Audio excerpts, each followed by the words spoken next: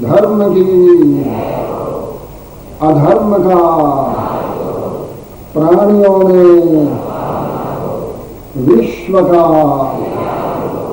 भारत माता की गौ माता की गंगा माता की गीता माता की भारत के ऋषियों की भारत के संतों की भारत की सतियों की भारत के भक्तों की राम जन्मभूमि की कृष्ण जन्मभूमि की काशी विश्वनाथ की हर हर महादेव।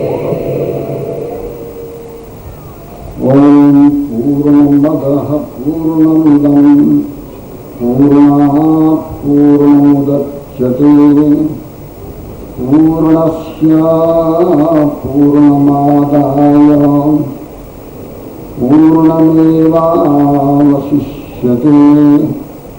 ओम शांति शांति शांति।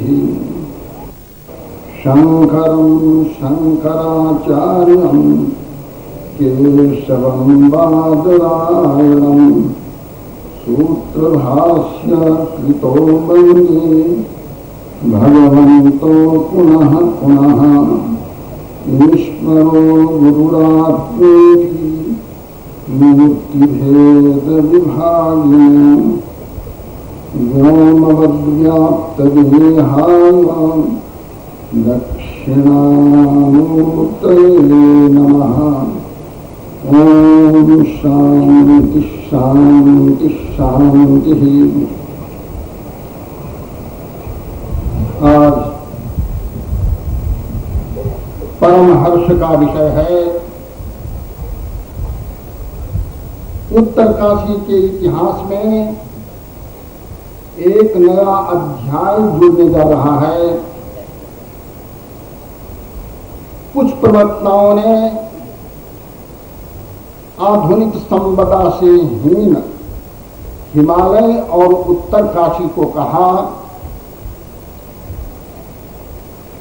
आप अपने शास्त्रों को उठाकर देखें तो हिमालय की जिस समृद्धि का वर्णन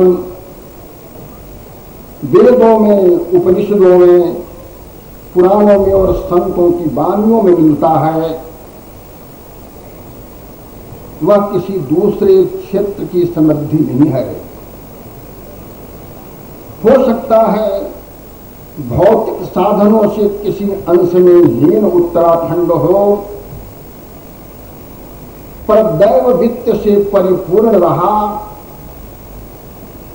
और आज भी है, ऐसा विश्वास किया जाता है।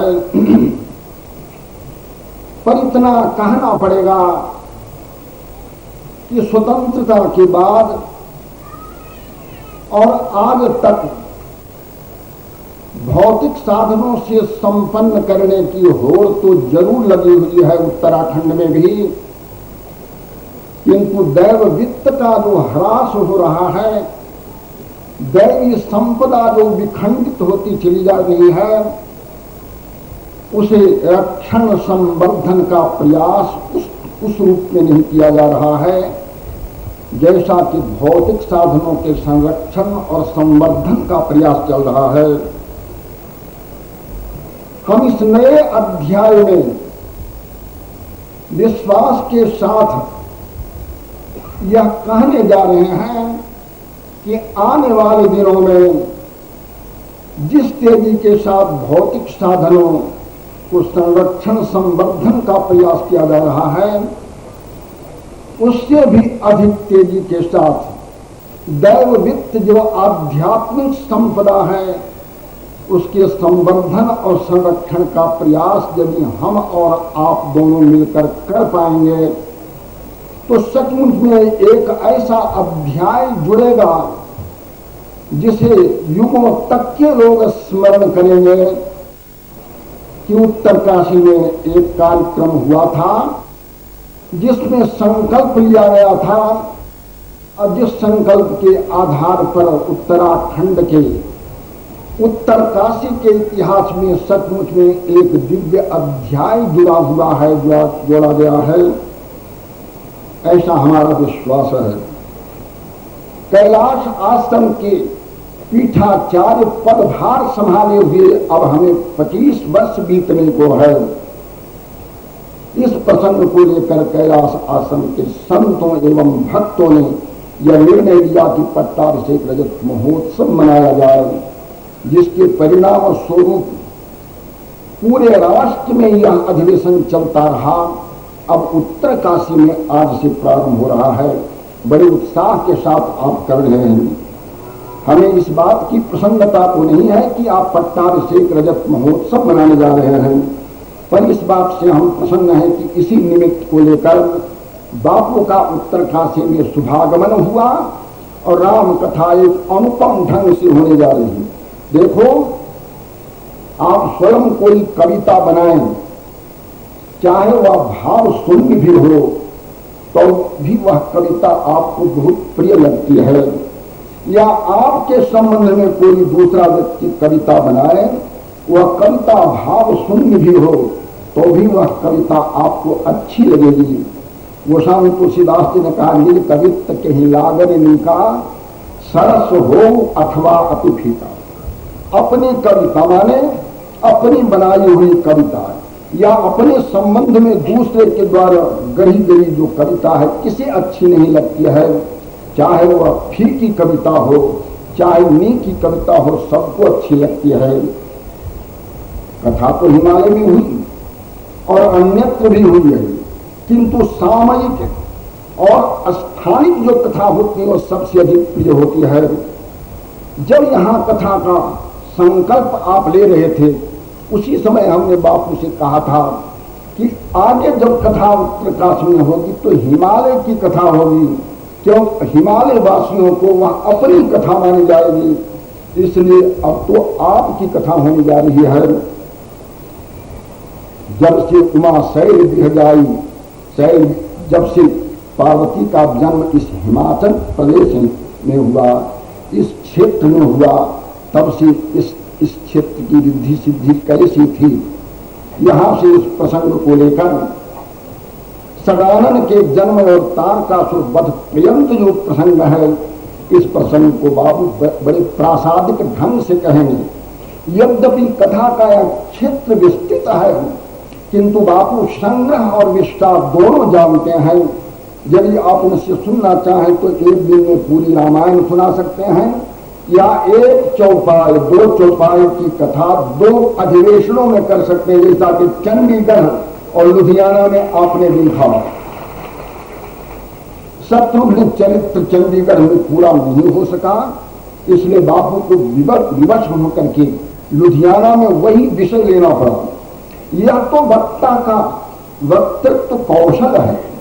तो आप देखेंगे इस प्रसंग को कितना सजा करके बापू कहते हैं, जिसमें हिमालय गूंजता रहेगा और अनुपम यह कथा होगी। अपनी कविता सबको अच्छी लगती है, हिमालय वासियों को हिमालय की कथा बहुत ही अच्छी लगेगी। हिमालय के संबंध में 2-1 शब्द कह देना अच्छा होगा। कभी कोई चूड़ामणि कालिदास जी कहते हैं अस्त्युत्तर श्याम दिशि देवतात्मा, हिमालय में देवता रहते हैं ऐसा कोई समझे, पर कालिदास जी कहते हैं हिमालय देवता स्वरूप ही है। यहाँ के पत्थर वृक्ष पेड़ पौधे ये सब वनस्पति ये सब के सब देव स्वरूप हैं। यह तो कालिदास जी की अपनी धारणा है। हिमालय में कहीं कहीं देवता रहते हैं यह एक सामान्य बात है। हिमालय स्वयं देव स्वरूप है। अस्त्युत्तर श्याम दिशि देवतात्मा हिमालय नाम नगाधिराज है। पर्वतों का राजा जो हिमालय है यह भारत के उत्तर दिशा में बसा हुआ है और वह पूरा के पूरा देव स्वरूप है। जिस प्रकार पंजाब और अन्य क्षेत्र में गेहूं पैदा होता है ऐसे इस क्षेत्र में मोक्ष पैदा होता है, मुक्ति पैदा होती है। यदि मोक्ष किसी को लेना हो तो इस क्षेत्र का सेवन करना पड़ेगा। अब हम बापू को निर्देशन करते हैं, बापू को विशेष निर्देश करते हैं कि आप कथा सरिता प्रवाहित करें जिसमें सभी लोग अवगाहन कर अपने आप को कृत्य माने। हरिओम तत्सत, हरिओम तत्सत, हरिओम। आइए हनुमंत विराजिए,